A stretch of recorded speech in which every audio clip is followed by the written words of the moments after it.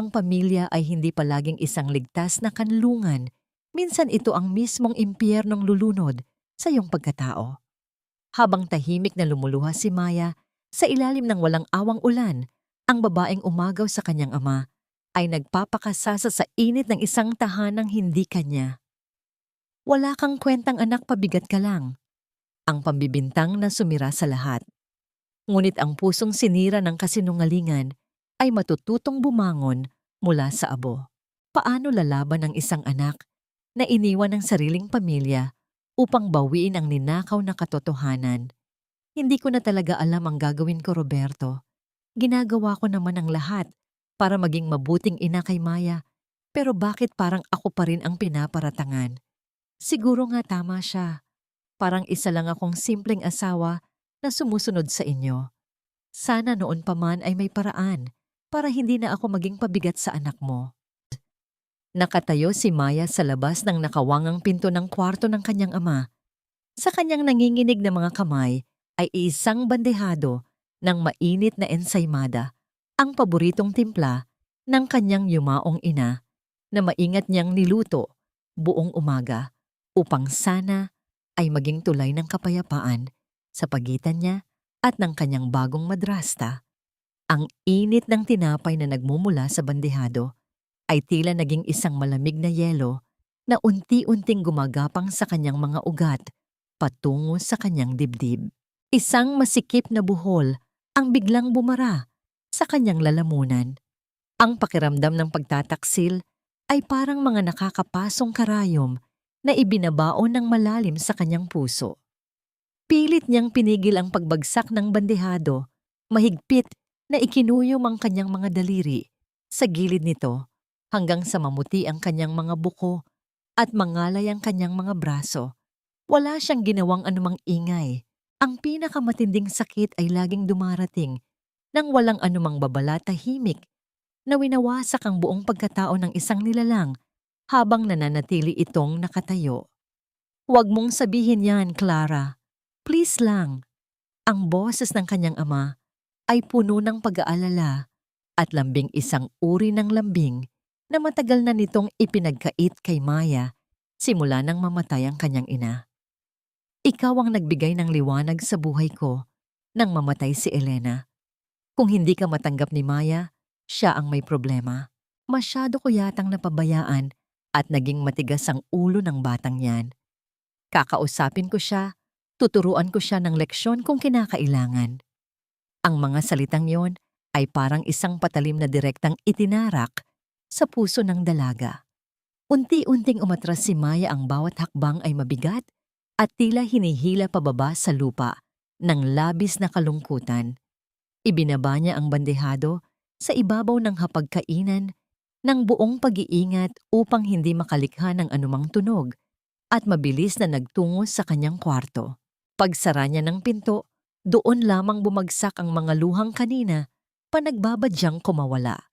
Napasandal siya sa malamig na pader, dahan-dahang napadausdos pababa hanggang sa yakapin ang kanyang sariling mga tuhod sa gitna ng dilim. Pagsapit ng gabi, ang pamilyar na hapagkainan ay naging isang tahimik na larangan ng digmaan.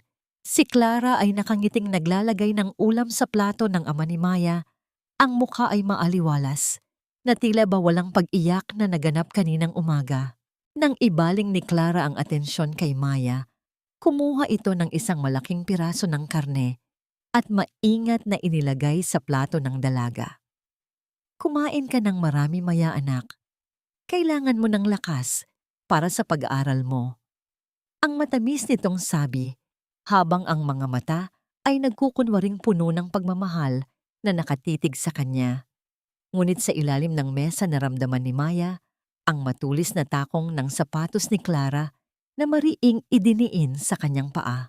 Isang matinding kirot ang sumagitsit sa kanyang binti na umabot hanggang sa kanyang gulugod, ngunit nanatili siyang nakayuko. Kinakagat ang sariling labi hanggang sa malasahan niya ang sariling dugo upang pigilan ang pag-angal.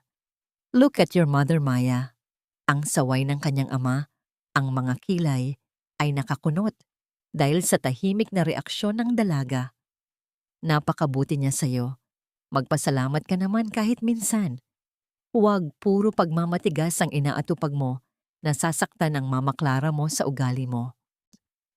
Naku, hayaan mo na Roberto, baka pagod lang ang bata sa school. I understand naman. Ang maamong tugon ng madrasta sabay haplos sa braso ng lalaki na nagpangiti rito ng lubos. Kinagabihan, habang nililinis ni Maya ang lababo, matapos ang hapunan naramdaman niya ang isang malamig na presensya sa kanyang likuran. Nang lumingon siya, nakatayo si Clara, wala na ang maamong nangiti at mapag-arugang anyo. Ang mga mata nito ngayon ay matalimpuno ng pagkalkula at mali siya. Dahan-dahang lumapit ang babae, inilapit ang mukha hanggang sa halos dumikit na ito sa tainga ni Maya. You think you can play the good daughter forever? Ang mahinang bulong ni Clara, ang tono ay puno ng pagbabanta na tinakpan ng kaswal na pagkilos ng pag-aayos ng kanyang mamahaling singsing. Tandaan mo ito, Maya. Ako na ang batas sa bahay na ito. Ang tatay mo ay sa akin lang nakikinig.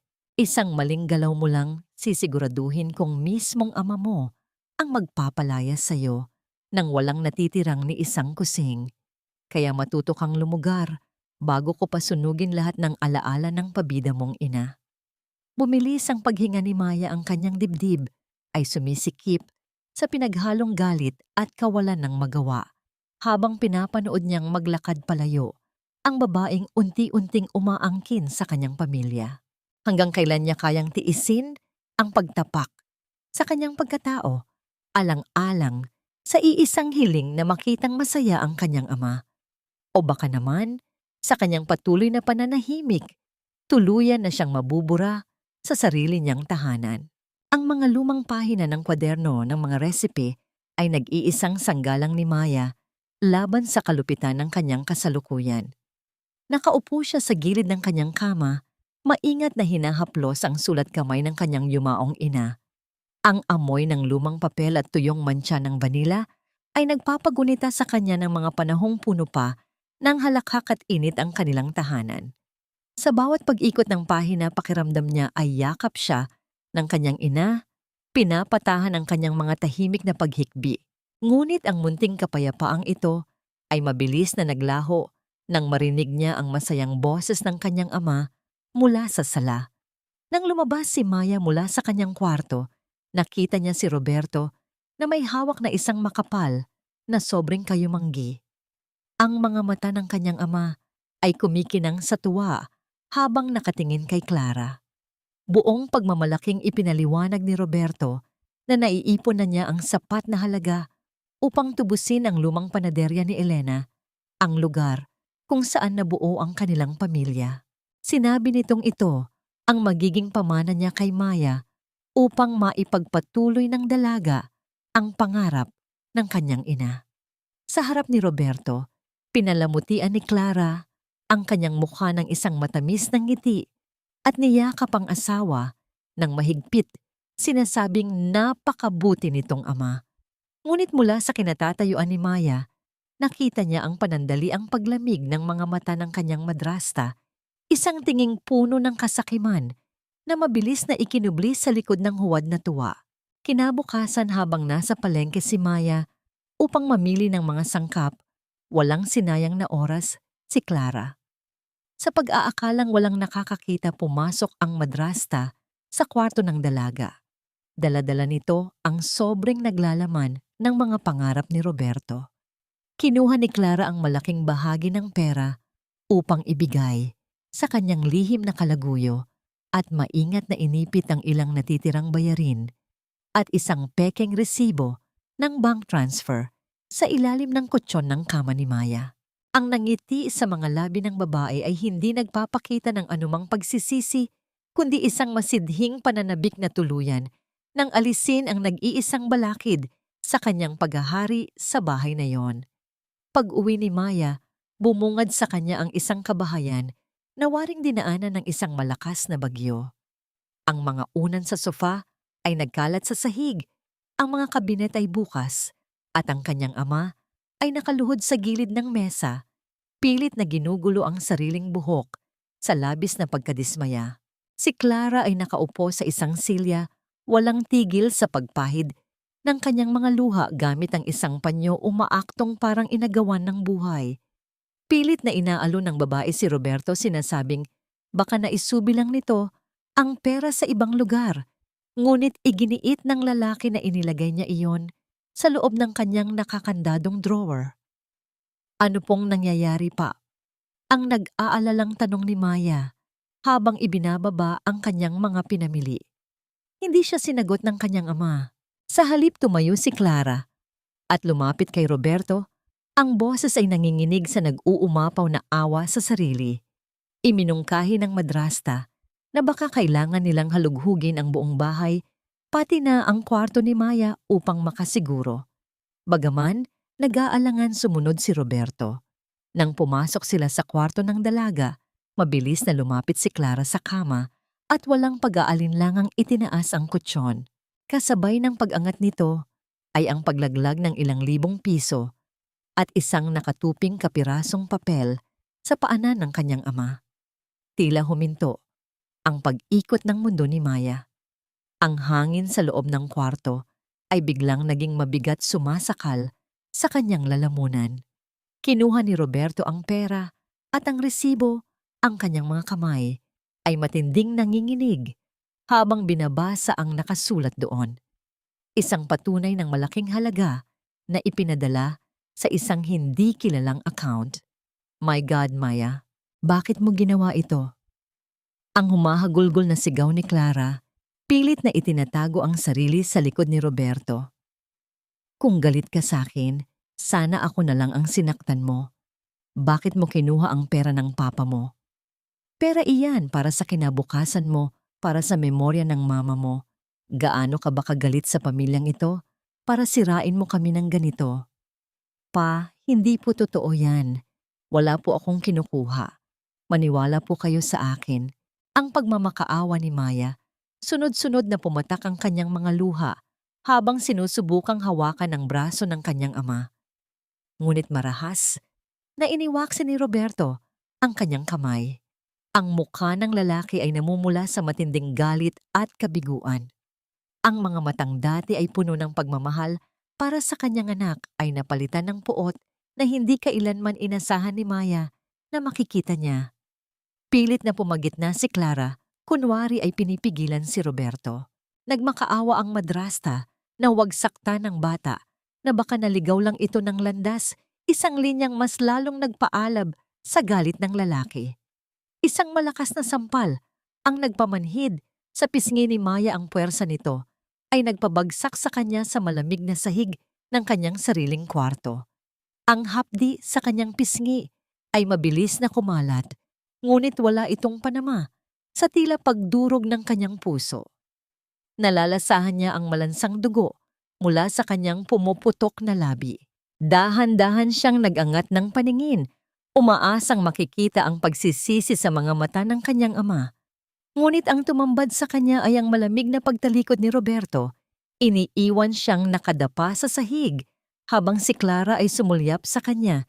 Nang patago, nag-iwan ng isang mapanghamak na ngiti bago tuluyang isara ang pinto. Sa gitna ng nakakabinging katahimikan ng kanyang kwarto, isang masakit na katanungan ang bumaon sa isip ni Maya. Tuluyan na nga ba siyang naging isang ulila sa mundong ito kahit buhay pa ang kanyang sariling ama? Ang walang awang pagbuhos ng ulan sa labas ng bintana ay tila sumasalamin sa nag-uumapaw na pighati sa dibdib ni Maya. Nakaluhod pa rin siya sa malamig na sahig. Ang pisngi ay namamanhid habang ang duguang labi ay patuloy na nagpapaalala sa tindi ng puot ng kanyang ama. Binuksan ni Roberto ang pinto ng kwarto, dala ang isang maleta kung saan nakasilid ang ilang piraso ng damit ng dalaga at mabilis nitong ibinagsak iyon sa harap ni Maya nang walang anumang pag-aalinlangan o awa. Umalis ka na sa pamamahay na ito, Maya. Ang malamig at walang pusong utos ng kanyang ama, hindi man lang tinitingnan ang kaawa-awang kalagayan ng anak na patuloy na nanginginig sa sahig. Hindi ko palalakihin ang isang magnanakaw sa sarili kong bahay. Ibinigay ko ang lahat sa iyo, nagpakahirap akong itaguyod ka, pero ito pa ang igaganti mo sa amin ng Mama Clara mo. Gumuho ang buong mundo ng dalaga sa mga salitang iyon. Nanginginig siyang gumapang palapit upang yakapin ang mga binti ng kanyang ama, patuloy na nagmamakaawa at iginigiit ang kanyang inosensya. Subalit marahas na iniatras ni Roberto ang kanyang paa, iniiwasan si Maya na tila ba isang nakakadiring sakit na ayaw nitong mahawakan. Sa likuran ng lalaki nakatayo si Clara, na pilit tinatakpan ng bibig gamit ang kanyang panyo. Nagkukunwari itong umiiyak at mahinang nagmamakaawa na huwag palayasin ang bata. Ngunit mula sa anggulo ni Maya, malinaw niyang nakita ang mga mata ng madrasta na nagliliyab sa tagumpay at panunuya. Walang nagawa si Maya kundi yakapin ang kanyang maleta. Bago siya tuluyang tumayo, maingat niyang kinuha mula sa ilalim ng kanyang unan ang lumang kwaderno ng mga resipe ng kanyang yumaong ina. Itinago niya iyon ng mahigpit malapit sa kanyang dibdib, ang nag-iisang yaman na hindi kailanman kayang manakaw ni Clara. Paglabas niya ng bahay, sinalubong siya ng mabagsik na hangin at matinding buhos ng ulan na mabilis bumasag sa huling natitira niyang lakas. Ang bawat hakbang niya palayo sa bakuran ay mabigat, tila may mga kadenang pumipigil sa kanyang mga paa. Umaasang bubukas muli ang pinto at tatawagin siya ng kanyang ama upang bawiin ang masasakit nitong salita. Ngunit ang tanging sumalubong sa kanya ay ang tuluyang paglapat ng pintuan, nag-iiwan sa kanya sa gitna ng madilim, malamig at walang awang kalsada. Ang nagyayelong tubig ay mabilis na nanuot sa kanyang mga buto, subalit mas matindi ang lamig na bumabalot sa kanyang nadurog na puso. Naglakad siya ng walang tiyak na patutunguhan, hinahayaan ng ulan na itago ang walang katapusang pag-agos ng kanyang mga luha. Dinala siya ng kanyang mga paa sa isang masikip at masukal na eskinita malapit sa lumang palengke, kung saan matatagpuan ang maliit na barong-barong ng kanyang tita Carmen. Ang kapatid ng kanyang ina ay matagal nang pinagbawalan ni Roberto na lumapit sa kanila dahil sa mga mapanirang kwento na itinanim ni Clara sa isip ng lalaki. Nang buksan ng matanda ang pinto, nanlaki ang mga mata nito nang makita ang basang-basa at nanginginig na pamangkin. "My God, Maya, anong nangyari sa'yo? At bakit duguan ang labi mo?" Ang puno ng pag-aalalang tanong ng matanda bago mabilis na hinila ang dalaga papasok sa loob upang painitan at bigyan ng tuyong tuwalya. Hindi na nakasagot si Maya. Sa pamilyar at mainit na yakap ng kanyang tiyahin, tuluyan nang gumuho ang pader ng kanyang pagpipigil. Ibinuhos niya ang lahat ng sakit panlulumo at pighati sa pamamagitan ng pag-iyak habang mahigpit na nakakapit sa damit ng matanda. Maingat na pinunasan ni Tita Carmen ang mga sugat ng dalaga at tahimik na nakinig sa lahat ng nangyari. Ang mga mata ng matanda ay nagtitiim sa galit dahil alam nito ang tunay na kulay ng babaeng sumira sa pamilya ng kanyang pamangkin, ngunit nanatili itong tahimik upang mas unahin ang pag-alo sa kaawa-awang dalaga. Nang mahiga si Maya sa isang manipis na banig sa ibabaw ng makitid na sahig na tabla, hindi niya magawang ipikit ang kanyang mga mata. Hawak niya ng mahigpit ang kwaderno ng kanyang ina. Laban sa kanyang dibdib, dinarama ang bawat alaala ng pagmamahal na minsan niyang naranasan. Ang dating mainit na tahanan ay naging isang malamig na bangungot na lamang. Habang nakatitig sa butas-butas na kisame kung saan sumisilip ang anino ng gabi, isang mabigat na tanong ang patuloy na sumusugat sa kanyang isipan. Hanggang kailan mananaig ang kasinungalingan at may sapat pa ba siyang lakas upang bumuo ng sariling buhay kung ang mismong taong dapat magtanggol sa kanya ay ang taong tuluyang sumira sa kanyang pagkatao? Ang sikat ng araw na sumisungaw sa mga siwang ng tagpi-tagping dingding ay hindi nagdala ng pag-asa, kundi isang malupit na paalala ng isang katotohanang mas masakit pa sa sugat sa kanyang labi. Wala na ang malambot na kama, ang bango ng bagong lutos na kape ni Roberto at ang katahimikan ng kanilang tahanan sa subdivision. Ang bumungad kay Maya ay ang malansang amoy ng palengke na humahalimuyak sa hangin at ang walang tigil na ingay ng mga gulong ng kariton na kumakaladkad sa semento hudyat na ang mundo ay patuloy sa pag-ikot kahit na ang kanyang sariling mundo ay matagal nang gumuho. Maagang gumising si Maya upang tulungan si Tita Carmen sa maliit nitong pwesto ng mga gulay. Ang kanyang mga kamay na dati ay tanging malambot na harina at asukal lamang ang hinahawakan ngayon ay nababalot na ng putik at dumi mula sa mga bagong aning pananim. Ang bawat mabigat na kaing ng kalabasa at talong na kanyang binubuhat ay tila nagpapabigat din sa kanyang kalooban, ngunit hindi siya dumaing. Sa bawat patak ng pawis na gumugulong sa kanyang noo, pilit niyang nilulunod ang alaala ng mapanghamak na tingin ng kanyang ama at ang matamis ngunit nakakalason ng ngiti ni Clara. Iha, magpahinga ka muna kahit sandali. Hindi sanay ang katawan mo sa ganitong klase ng pagod. Ang may pag-aalalang sabi ni Tita Carmen habang inaabutan ng dalaga ng isang basong malamig na tubig. Ayos lang po ako, tita. Kailangan ko pong masanay. Wala na po ako sa poder ni Papa. At kailangan kong patunayan na kaya kong tumayo sa sarili kong mga paa nang walang hinihinging tulong mula sa bahay na yon. Ang tugon ni Maya bagaman, ang kanyang boses ay bahagyang nanginginig sa pagod at pigil na emosyon. Sa kabila ng pagod, hindi nakakalimutan ni Maya ang kanyang tunay na yaman. Tuwing gabi sa ilalim ng malamlam na liwanag ng isang gasera, binubuklat niya ang kwaderno ng kanyang ina.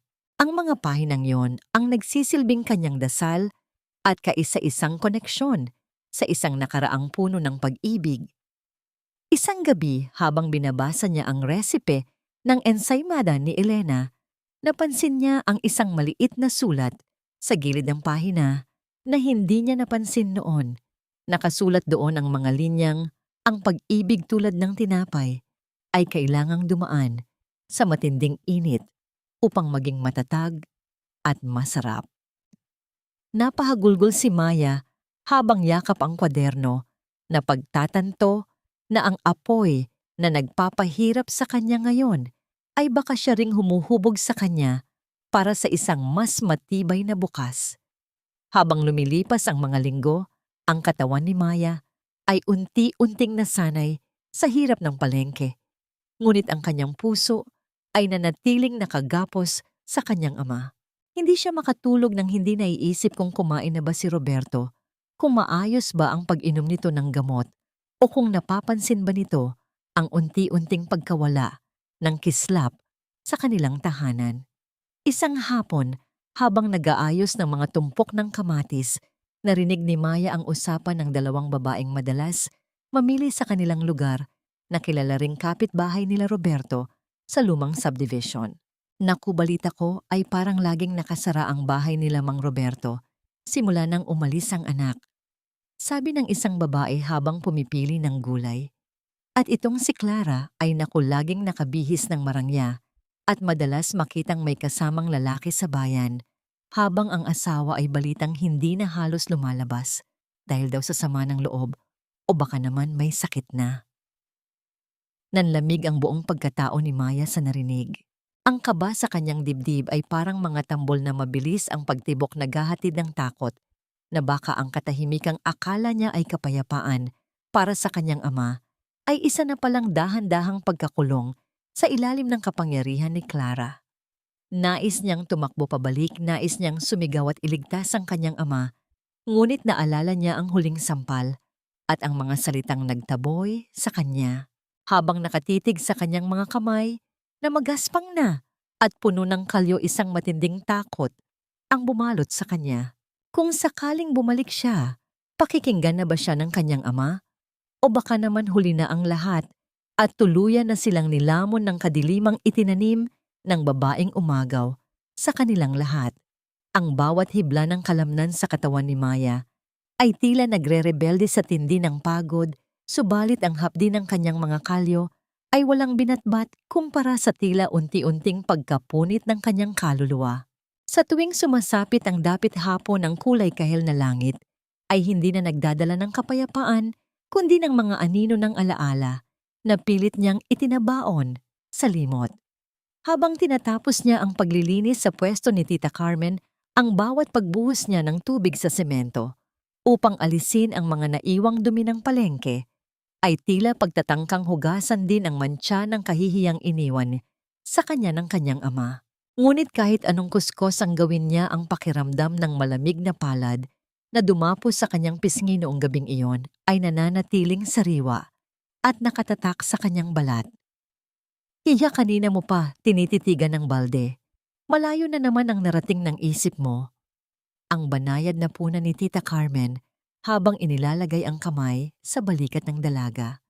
Kung ang puso mo ang nagdidikta na kailangan mong makita ang kalagayan ng papa mo, huwag mo nang pigilin. Ang pagtitiis ay may hangganan. Maya lalo na kung ang nakataya ay ang kaligtasan ng taong nagbigay sa iyo ng buhay. Hindi sumagot si Maya, sa halip ay mas hinigpitan niya ang hawak sa walis na tingting.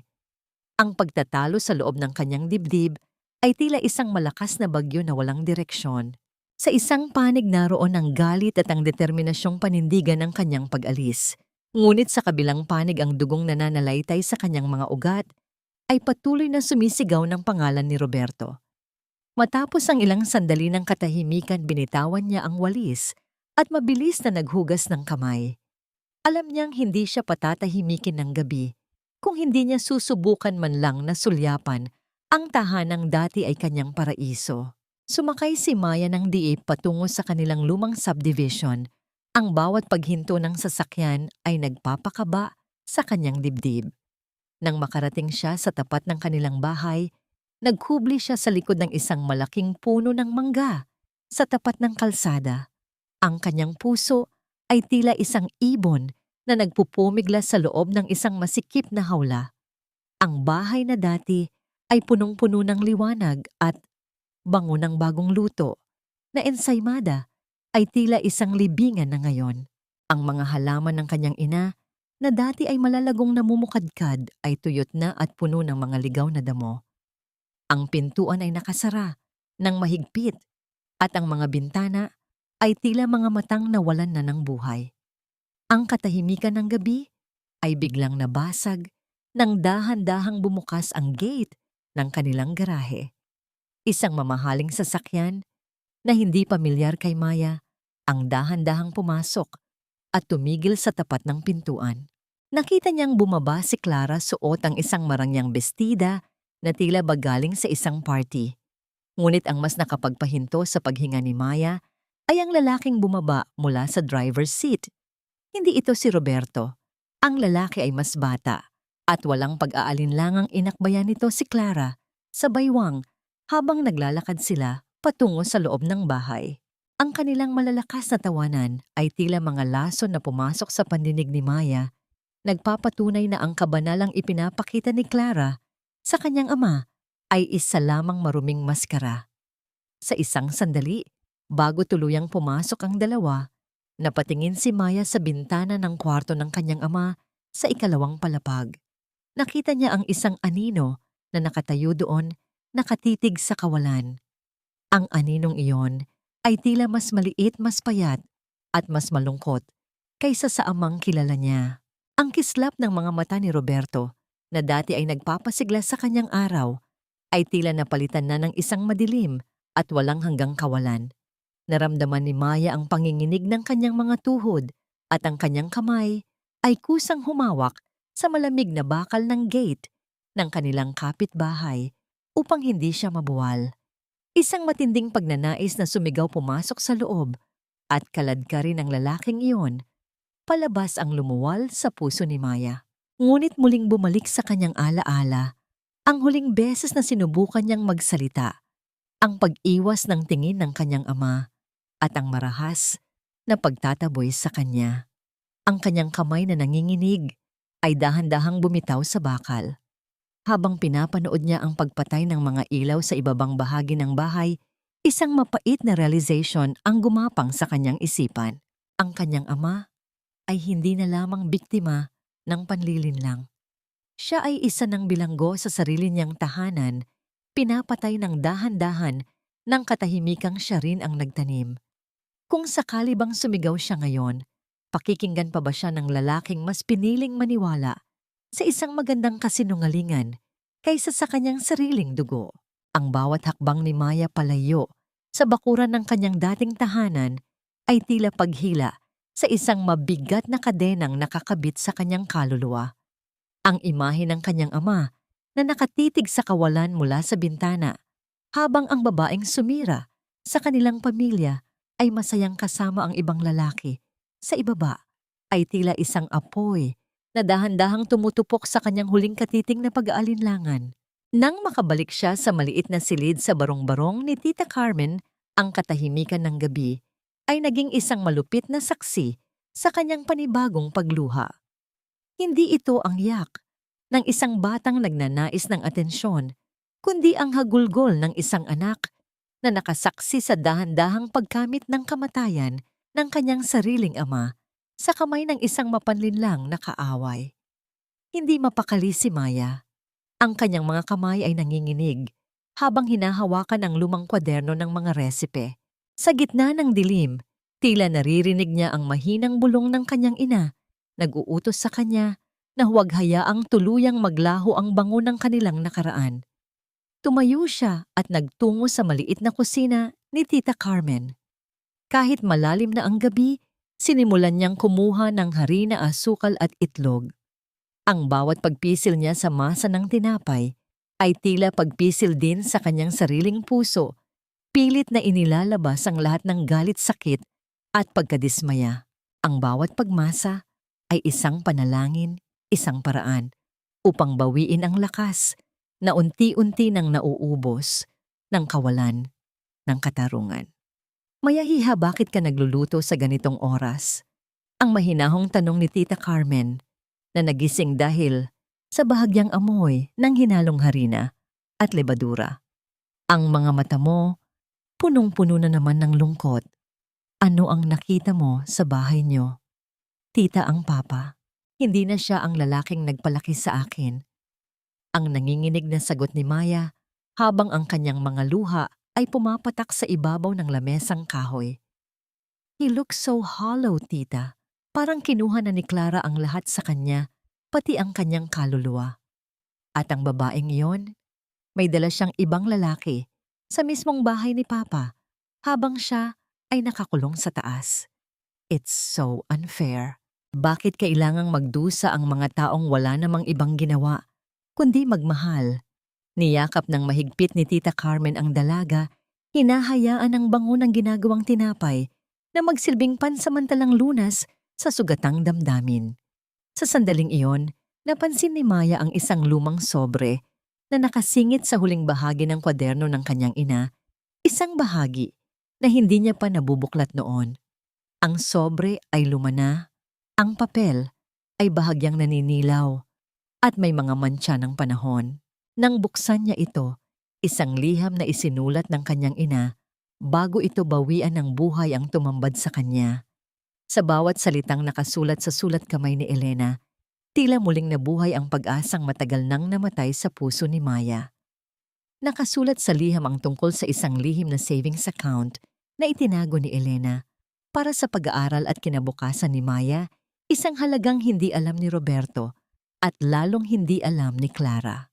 Ang passbook ay nakatago sa isang lugar na tanging si Maya lamang ang makakaalam, sa ilalim ng sahig ng lumang panaderyang pilit na kinukuha ni Clara. Ang bawat letra sa liham ay tila nagbibigay ng bagong direksyon sa buhay ng dalaga. Hindi lamang ito pera, ito ang huling sandata ng kanyang ina upang protektahan siya mula sa mundong mapang-api. Habang ang amoy ng ensaymada na dahan-dahang naluluto sa loob ng oven ay nagsisimulang humalimuyak sa buong kabahayan, isang matinding determinasyon ang sumilay sa mga mata ni Maya. Ang dating mahinang dalaga na tanging pag-iyak lamang ang alam ay dahan-dahang napapalitan ng isang babaeng handang makipagdigma para sa kanyang dangal at para sa kaligtasan ng kanyang ama. Ngunit sa likod ng pag-asang ito, isang malaking katanungan ang bumabagabag sa kanya. Paano niya makukuha ang passbook sa loob ng panaderyang bantay sarado ng mga tauhan ni Clara nang hindi siya nahuhuli.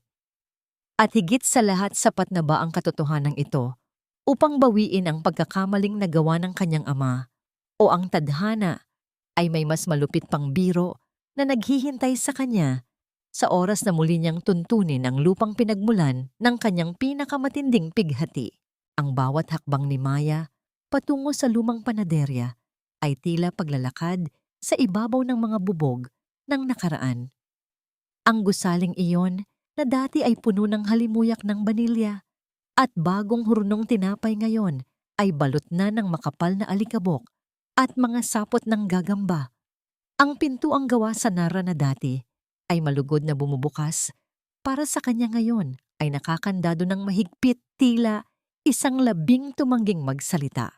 Sa ilalim ng madilim na langit ang mga anino ng mga puno sa paligid ay tila mga daliring nananakot nagbabala sa kanya na ang pagbabalik sa lugar na ito ay muling magbubukas ng mga sugat na pilit niyang pinagagaling. Hiya, sigurado ka ba rito delikado ang ginagawa mo? Kapag nalaman ni Clara na bumalik ka rito, tiyak na gagamitin niya itong dahilan para lalong lasunin ang isip ng papa mo. Ang bulong ni Tita Carmen habang nakatanod sa gilid ng kalsada, ang kanyang mga mata ay hindi mapakali sa pagmamasid sa paligid. Kailangan ko itong gawin, tita. Hindi lang ito tungkol sa pera. Ito ang huling bilin ni mama. Ito ang tanging paraan para mabawi ko ang dangal ko at mailigtas si papa mula sa dahan-dahang pagkabulok sa bahay na yon.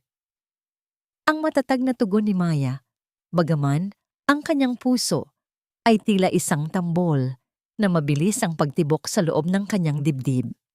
Ang tunog ng susi na pilit na inilalapat sa kinalawang na trangka ay tila isang malakas na babala sa gitna ng katahimikan ng gabi. Nang dahan-dahang bumukas ang pinto ang hangin sa loob na matagal nang nakakulong ay sumalubong sa kanya may dalang amoy ng lumang kahoy at tila bakas pa ng tamis ng asukal na nagpagunita sa kanya ng kanyang kabataan. Sa tulong ng maliit na liwanag mula sa kanyang cellphone, tinunton ni Maya ang daan patungo sa likod ng malaking oven ang lugar kung saan madalas siyang maglaro habang nagmamasa ng tinapay ang kanyang ina. Nang makarating siya sa tapat ng isang partikular na bahagi ng sahig, na kahoy naramdaman ni Maya ang panginginig ng kanyang mga daliri. Dahan-dahan siyang lumuhod, ang lamig ng sahig ay pumatay sa init ng kanyang balat. Gamit ang isang maliit na pait na kinuha niya mula sa kagamitan ni Tita Carmen, dahan-dahan niyang itinaas ang maluwag na tabla. Ang bawat pag-angat ng kahoy ay naglalabas ng tunog ng pagkagasgas na tila ba ang mismong gusali ay dumaraing sa kanyang ginagawa. Sa ilalim ng tablang iyon, nakita niya ang isang maliit na kahon na nakabalot sa plastik. Nang buksan niya ang kahon, tumambad ang asul na passbook at isang lumang litrato nilang tatlo, si Roberto Elena at ang maliit pang si Maya na nakangiti sa harap ng panaderya. Isang mainit na luha ang pumatak mula sa mga mata ni Maya at humalik sa ibabaw ng litrato. Sa sandaling iyon, naramdaman niya ang yakap ng kanyang ina, isang pakiramdam ng seguridad na matagal nang ipinagkait sa kanya. Ngunit ang munting katahimikang iyon ay mabilis na nabasag nang makita niya ang mga huling entries sa passbook. Ang halagang nakalagay doon ay sapat na upang tsokin ang lahat ng utang ni Roberto at higit pa. Gayunpaman ang pag-asa ay mabilis na napalitan ng kilabot. Sa gitna ng kanyang pag-iyak, narinig ni Maya ang tunog ng gulong ng sasakyan na humihinto sa labas ng panaderya. Ang bawat pag-ikot ng makina na unti-unting namamatay ay tila paghinturin ng pintig ng kanyang puso. Mabilis niyang itinago ang passbook sa loob ng kanyang damit. Ang lamig ng papel ay dumikit sa kanyang mainit na balat. Mula sa maliit na siwang ng bintana, nakita niya ang pagbaba ni Clara mula sa isang mamahaling sasakyan kasama ang lalaking nakita niya noong nakaraang gabi. Siguraduhin mo lang na wala nang nakatagong anuman dito, Clara. Kapag nailipat na sa pangalan mo ang lupang ito, wala nang magagawa ang matandang iyon kahit magising pa siya sa katotohanan. Ang narinig niyang sabi ng lalaki, ang boses ay puno ng kasamaan. Napipi si Maya sa likod ng malaking oven. Ang kanyang paghinga ay pinigil niya hanggang sa maramdaman niya ang sakit sa kanyang baga. Ang bawat hakbang ng sapatos ni Clara sa labas ng pinto ay tila mga pako na ibinabaon sa kanyang kaba. Habang nakikinig siya sa plano ng dalawa na tuluyan ng ubusin ang natitirang yaman ng kanyang ama, isang masakit na katotohanan ang sumampal sa kanya. Hindi na lamang ang kanyang kinabukasan ang nakataya, kundi ang mismong buhay ni Roberto na ngayon ay tila itinuturing na lamang na basura ng babaeng pinagkatiwalaan nito. Paano siya makakalabas nang hindi nahuhuli bitbit ang ebidensyang magpapalaya sa kanila kung ang mismong kaaway ay nasa labas na ng pinto at handang ubusin ang lahat ng bakas ng kanyang pagkatao? Ang bawat piga ng kanyang baga sa pagpigil ng hininga ay tila isang dahan-dahang pagpapakamatay sa gitna ng alikabok at dilim. Nakakubli si Maya sa likod ng malaking oven. Ang kanyang katawan ay nakadikit sa malamig na bakal na dati ay nagbibigay ng init sa kanilang buhay. Ang tunog ng marahas na pagtulak sa pinto ay bumasag sa katahimikan kasunod ang mabibigat na hakbang ng mga sapatos na walang pakundangan sa pagtapak sa mga alaalang iniwan ng kanyang ina. Ang bawat pagtama ng takong sa sahig na kahoy ay tila isang martilyo na ibinabaon sa sentido ni Maya, naghahatid ng kilabot na gumagapang mula sa kanyang mga paa hanggang sa kanyang anit. Ang bahong lugar na ito, Marco. Hindi ko alam kung paano natiis ni Roberto ang tumira dito noon. Ang boses ni Clara ay puno ng pagkadiri. Ang bawat salita ay may kalakip na lason na tila humahalay sa sagradong espasyo ng panaderya. But don't worry, once na mapapirma ko na ang matandang iyon sa waiver, ititibag natin ang bulok na gusaling ito. We will build something more profitable here. Isang warehouse o baka paupahan. Sigurado ka bang pipirma siya? Masyadong sentimental ang lalaking iyon pagdating sa mga gamit ng yumaong asawa. Ang tugon ng lalaking tinawag na Marco. Ang kanyang tawa ay maikli at puno ng pangungutya, isang tunog na nagpabilis sa daloy ng dugo ni Maya sa galit. Baka naman magising pa ang diwa niyon at hanapin ang anak niya. Roberto is nothing but a shadow now, Marco. Simula nang palayasin niya si Maya, nawalan na siya ng rason para lumaban. I make sure na ang iniinom niyang gamot ay nagpapanatili sa kanyang laging antok at litong-lito. Ang pag-amin ni Clara na nagpatigil sa pintig ng puso ni Maya. At iyong anak niya, huwag kang mag-alala. Pinatunayan ko na sa kanyang ama na isa siyang magnanakaw. Hiyang-hiya iyon, baka nagpapakamatay na sa gutom sa kung saang eskinita. Sa loob ng kanyang pinagtataguan, ang mga luha ni Maya ay tahimik na dumadaloy bumabasa sa kinalawang na bakal ng oven. Ang kanyang mga kamay ay mahigpit na nakakuyom sa passbook na nakatago sa kanyang dibdib. Ang sakit na kanyang nararamdaman ay hindi na lamang para sa kanyang sarili, kundi isang nag-aapoy na pagnanais na iligtas ang kanyang ama mula sa dahan-dahang paglaso ng babaeng ito. Naramdaman ni Maya ang isang matinding pangangatog ng kanyang mga tuhod nang makita niya ang anino ni Clara na papalapit sa kinaroroonan ng tinanggal niyang tabla sa sahig. Ano itong nakabukas na ito? Ang tanong ni Clara, ang kanyang boses ay naging matalas at puno ng suspisya. Narinig ni Maya ang pagkaladkad ng sapatos sa sahig habang papunta ang madrasta sa butas. Parang may gumalaw sa tablang ito. Marco, tignan mo. Ang bawat segundo ay tila isang taon sa loob ng isipan ni Maya. Pikit mata siyang nagdasal, ang kanyang mga daliri ay humawak sa isang maliit na pako na lumalabas sa dingding. Dinaramdam ang sakit nito upang manatiling gising ang kanyang diwa.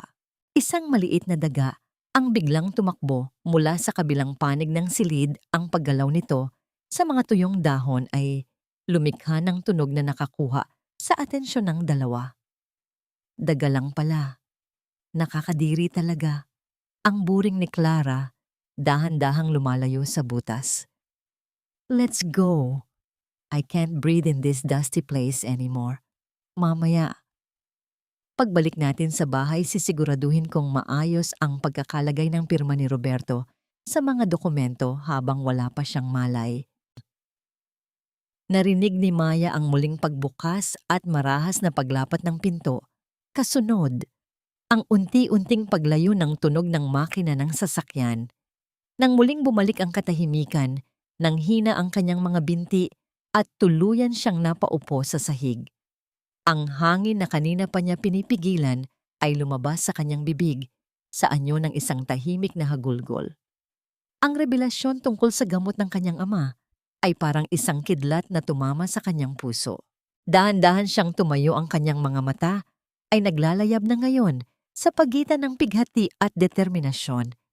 Hindi na siya ang mahinang Maya na tumatakbo sa ulan. Siya na ang anak na handang suungin ang anumang panganib upang bawiin ang amang inagaw sa kanya ng kasinungalingan. Ngunit habang hawak niya ang passbook, isang panibagong pangamba ang bumalot sa kanya. Paano niya mapapatunayan ang lahat kung ang kanyang ama mismo ay laging nasa ilalim ng impluwensya ng gamot?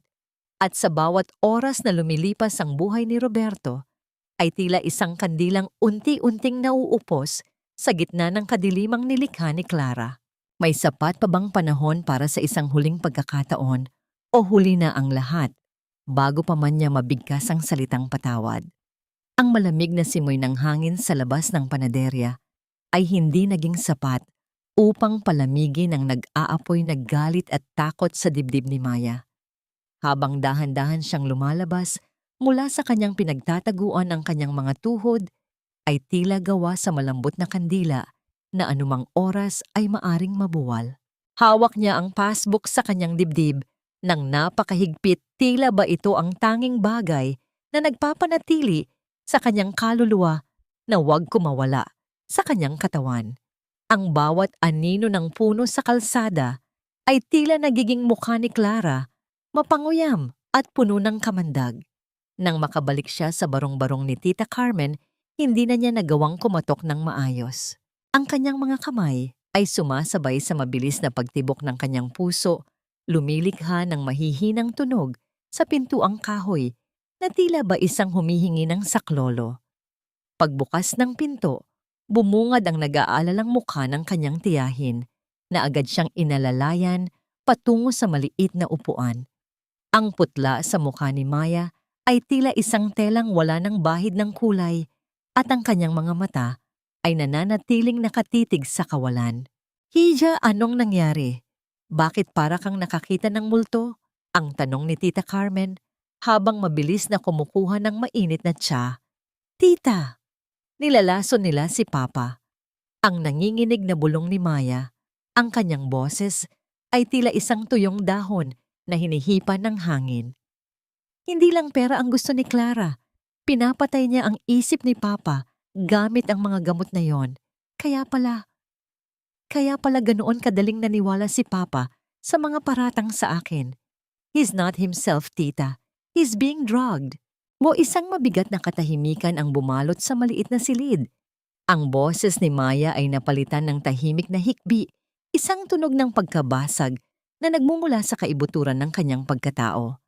Naalala niya ang mga gabing nakikita niyang matamlay ang kanyang ama, ang mga pagkakataong tila nalulunod ito sa sariling panaginip kahit gising ang mga mata. Ang galit na dati ay para sa kanyang ama ay biglang napalitan ng isang napakasakit na pagsisisi. Iniwan niya ang kanyang ama sa kamay ng isang mamamatay tao dahil lamang sa kanyang sariling pride at sakit. Kailangan nating kumilos.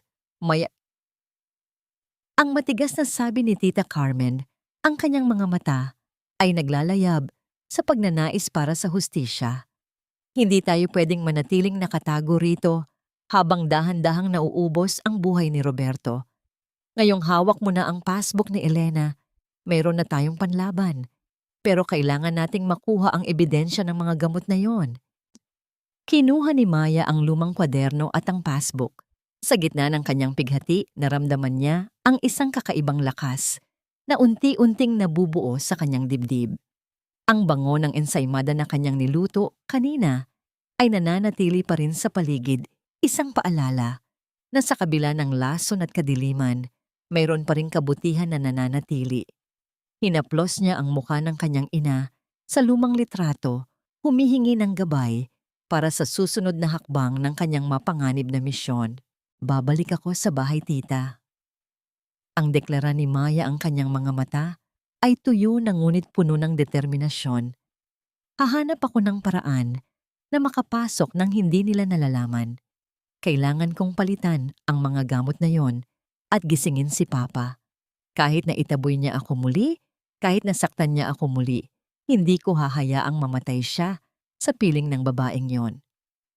Habang ang gabi ay lumalalim, ang plano ay unti-unting nabubuo sa ilalim ng malamlam na liwanag ng gasera. Ang bawat detalye ay pinag-iisipang mabuti dahil alam nilang isang maling galaw lamang ay maaring maging mitya ng kanilang kapahamakan. Ngunit sa likod ng katapangang ito, isang malalim na pangamba ang nananatili sa puso ni Maya.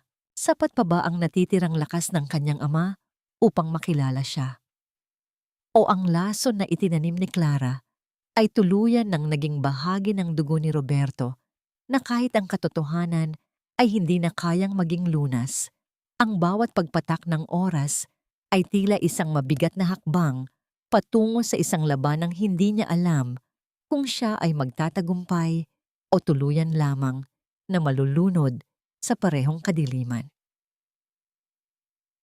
Ang dilim ng gabi ay nagsilbing balabal ni Maya habang dahan-dahan siyang bumabalik sa bakuran ng tahanang dati ay puno ng liwanag. Ang bawat hakbang niya sa tuyong damo ay tila pagtunton sa isang mapait na panaginip.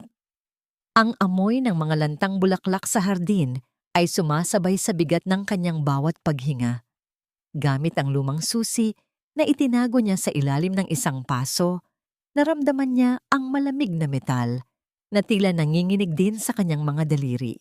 Ang marahang pagpihit ng trangka ay hindi lumikha ng anumang ingay, ngunit sa pandinig ni Maya ito ay tila isang malakas na hudyat ng kanyang huling pagkakataon upang bawiin ang kanyang ama mula sa bingit ng kawalan.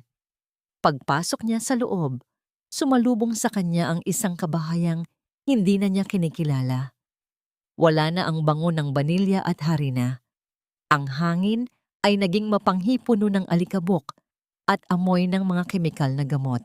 Ang bawat sulok ng sala na dati ay saksi sa kanilang mga tawa ay tila naging mga aninong mapanglaw. Dahan-dahan siyang umakyat sa hagdan, ang kanyang mga paa ay pilit na iniiwasan ang mga bahagi ng kahoy na alam niyang lilikha ng tunog ng pagkagasgas. Ang bawat pintig ng kanyang puso ay tila isang marahas na paghampas sa loob ng kanyang dibdib, nagpapaalala sa kanya na ang panganib ay nasa bawat pintuan na kanyang dinadaanan. Nang marating niya ang kwarto ni Roberto, dahan-dahan niyang itinulak ang pinto. Ang imaheng tumambad sa kanya ay sapat na upang tuluyan ng mawasak ang kanyang puso. Ang kanyang ama, ang lalaking dati ay matikas at puno ng buhay, ngayon ay nakahiga sa kama na tila isang tuyong sanga. Ang mga mata nito ay nakapikit, ang paghinga ay mababaw at hindi regular. Sa tabi ng kama, nakita ni Maya ang isang maliit na baso ng tubig at ang bote ng gamot na binanggit ni Clara. Ang kanyang mga kamay ay nanginginig habang kinukuha ang bote. Mabilis niyang inilabas ang mga bitamina at placebo na binili nila ni Tita Carmen at maingat na ipinalit sa mga mapaminsalang tableta na uuntunting pumapatay sa kaisipan ni Roberto. Bago siya umalis, hindi napigilan ni Maya na lumapit sa kanyang ama.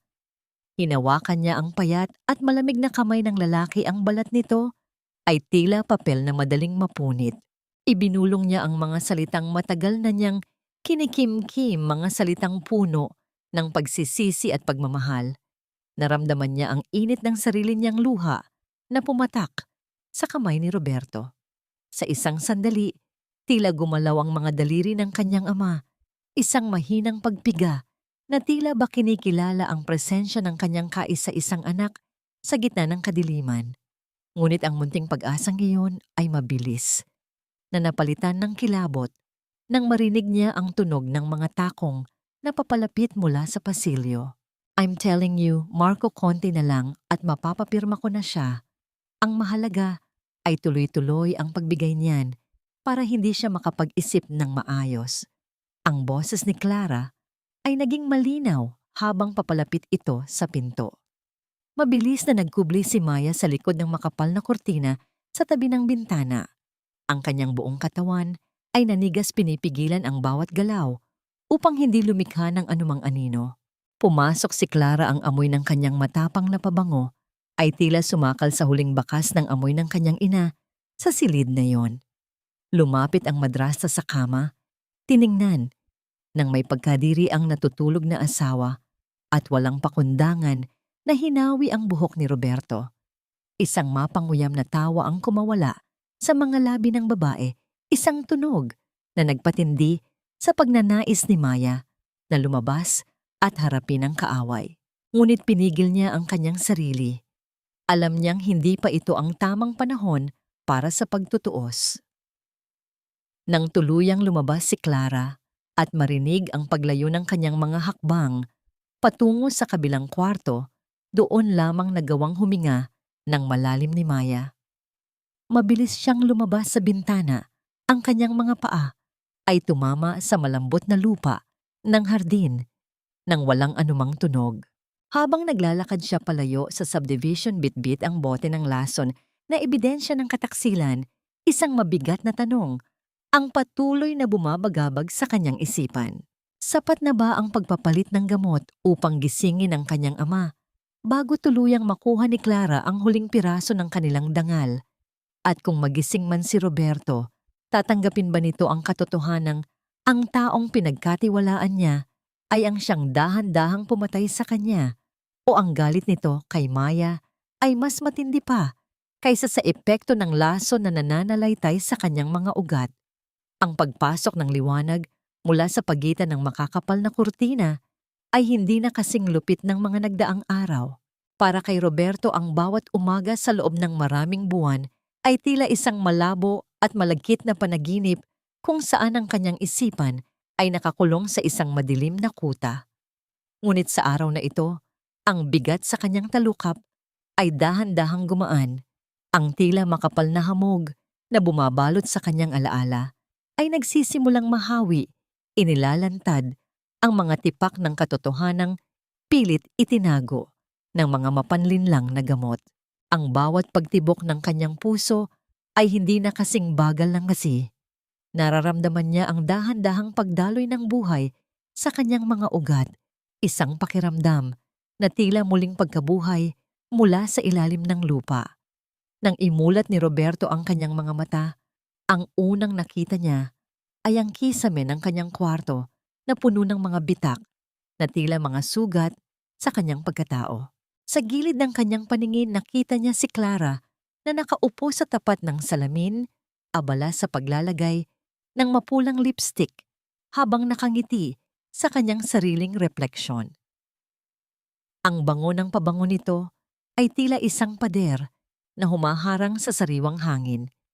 Pinanood siya ni Roberto nang hindi gumagalaw, pilit na inaalala ang bawat sandali ng kanyang pagkabulag. Ang bawat halik ni Clara sa kanyang pisngi, ang bawat mahal kita na binibikas nito habang ipinapainom sa kanya ang lason ay tila mga aninong sumasayaw sa kanyang isipan, naghahatid ng kilabot na mas masakit pa sa anumang pisikal na karamdaman. Gising ka na pala, Roberto ko, ang malambing na sabi ni Clara nang mapansing nakabukas ang mga mata ng asawa. Lumapit ang babae at hinaplos ang noo ni Roberto, isang haplos na dati ay nagpapakalma sa kanya, ngunit ngayon ay tila kuko ng isang halimaw na bumabaon sa kanyang balat. Inumin mo na itong gamot mo para maging malakas ka. Sayang naman ang inihanda kong celebration para sa atin mamaya. Once na mapirmahan mo ang mga papeles para sa transfer ng property, wala na tayong iisipin pang problema. Hindi sumagot si Roberto. Nanatili siyang nakatitig sa bote ng gamot na hawak ni Clara. Sa loob-loob niya, naalala niya ang malambot na hawak sa kanyang kamay kagabi, Ang init ng luhang pumatak sa kanyang balat at ang pamilyar na amoy ng banilya na tanging ang kanyang anak na si Maya lamang ang nagtataglay. Ang boses ni Maya na humihingi ng patawad ay tila isang himig na nagpagising sa kanyang natutulog na kaluluwa.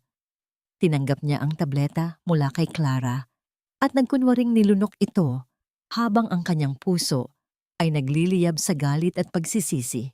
Sa maliit na kusina ni Tita Carmen, abala si Maya sa pagmamasa ng harina. Ang bawat pagbaba ng kanyang mga palad sa masa ay puno ng determinasyon. Ang bango ng ensaymada na kanyang niluluto ay hindi lamang para sa kanilang kabuhayan, kundi isang panalangin na sana ay maabot nito ang pandama ng kanyang ama. Ang bawat butil ng asukal at bawat patak ng mantikilya ay hinaluan niya ng pag-asa na magigising din ang katotohanan. Habang hinihintay ang pag-alsa ng tinapay, nakatingin si Maya sa bote ng gamot na nakuha niya mula sa bahay, ang ebidensyang hawak na ngayon ni Tita Carmen upang dalhin sa isang kakilalang doktor para sa pagsusuri. Maya, handa na ang lahat, ang mahinang sabi ni Tita Carmen habang inilalagay ang kanyang kamay sa balikat ng dalaga. Ang doktor ay nagkumpirma na ang gamot na yon ay hindi para sa puso, kundi isang malakas na sedative na dahan-dahang sumisira sa nervous system. Bukas, sa mismong araw ng pirmahan na sinasabi ni Clara, tatapusin natin ang lahat ng ito. Isang matinding panginginig ang gumapang sa katawan ni Maya. Ang takot ay naroon pa rin, ngunit ang pagmamahal para sa kanyang ama ang nagsisilbing kanyang baluti. Habang pinapanood niya ang dahan-dahang pag-alsa ng tinapay sa loob ng hurno, tila nakikita niya rin ang muling pagbangon ng kanilang dangal. Ngunit sa gitna ng kanyang pag-asa, isang alaala, ang muling bumisita sa kanya ang malakas na tunog ng palad na dumapo sa kanyang pisngi. Ang hapdi niyon ay tila hindi na mawawala hanggat hindi niya naririnig mula sa sariling bibig ni Roberto ang katotohanang siya ay pinapatawad at pinaniniwalaan. Habang lumulubog ang araw, naghahanda na ang kadiliman para sa huling pagtutuos. Sa loob ng malaking bahay, tinitingnan ni Roberto ang kanyang sariling mga kamay, pilit na pinag-aaralan ang bawat galaw upang hindi siya mahalata ni Clara. Ang bawat sandali ng katahimikan ay tila isang mabigat na pasanin, nagtatanong kung may sapat pa ba siyang lakas upang harapin ang babaeng sumira sa kanyang buhay at sa buhay ng kanyang anak. Mayroon pa bang puwang ang pag-ibig sa isang pusong nilason ng matagal na panahon? O ang pagkakamaling nagawa niya kay Maya ay isa ng lamat na hindi kailanman mabubuo ng anumang gamot o salita? Ang bawat paggalaw ng kamay ng orasan sa dingding ay tila isang mabagal na paghila sa pisi ng kaba na nakatali sa leeg ni Roberto. Sa loob ng silid na yon, ang hangin ay naging kasing bigat ng tingga, puno ng amoy ng pagkabulok na ikinukubli ng matapang na pabango ni Clara. Nakaupo si Roberto sa kanyang paboritong silya sa tabi ng bintana. Ang kanyang katawan ay nakasandal ng tila walang buhay, ngunit sa likod ng kanyang mga talukap, ang kanyang isipan ay kasing talas na ng isang labaha.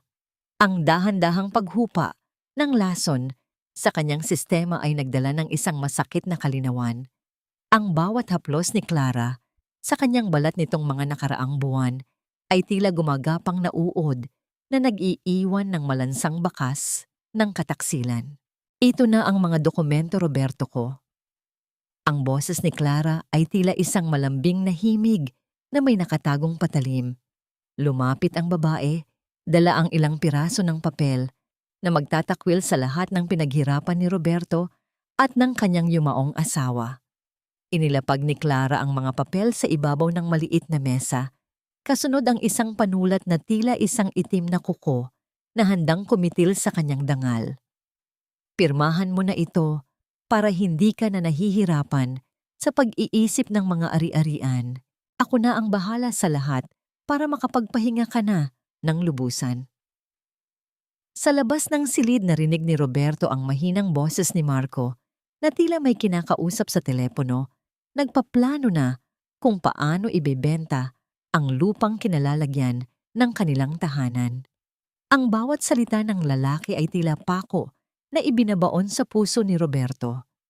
Pinilit niyang panatilihing matamlay ang kanyang mga mata, ang kanyang mga kamay ay dahan-dahang gumalaw patungo sa panulat, nagkukunwaring nanginginig at lito.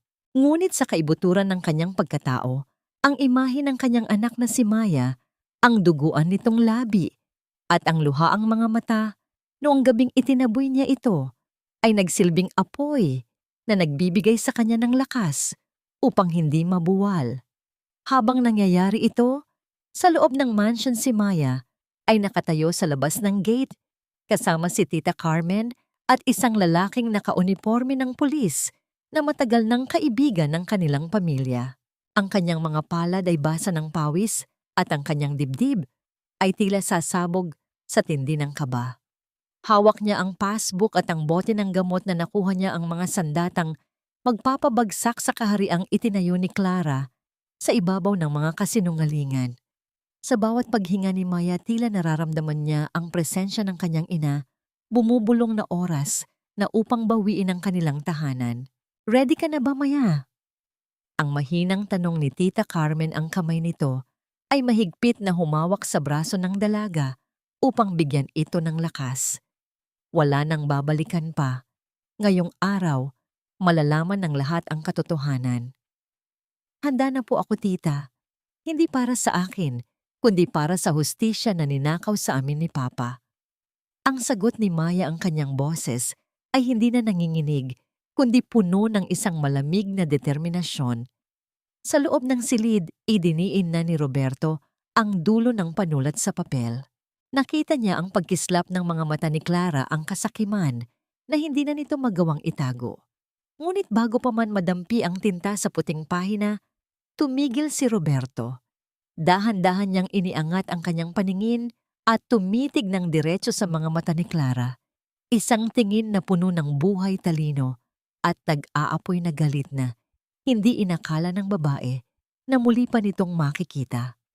"Bakit, Roberto, may problema ba?" Ang tanong ni Clara, ang kanyang boses ay bahagyang pumiyok sa biglang takot. "Ang tanging problema dito, Clara, ay ang pag-aakala mo na mananatili akong bulag habang buhay." Ang boses ni Roberto ay lumabas na kasing lalim ng kulog, walang bakas ng sakit o pagkalito. "Nasaan ang anak ko? Nasaan si Maya?"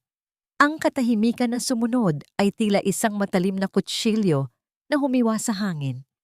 Ang mukha ni Clara ay biglang nawalan ng kulay, ang kanyang maskara ng pagmamahal ay tuluyang napunit, inilalantad ang isang halimaw na nagkukubli sa likod ng ganda.